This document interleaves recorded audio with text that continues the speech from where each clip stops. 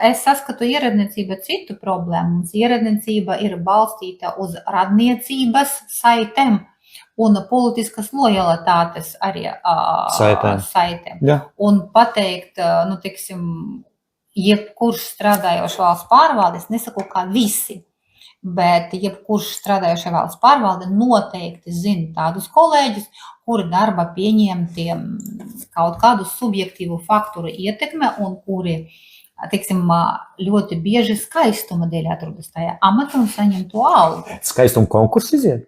Grūti pateikt, es vairāk teiktu, ir situācijas, kad viens ir tas, kas rūkā, un divi, kas liek rezolūcijas. Jā. Tā saucamie melnie zirdziņi ir, jā. Un es noteikti pastāstīšu, tad, kad man būs jau rezultāti pēc manis sagatavotu pieprasījumu par vienu interesantu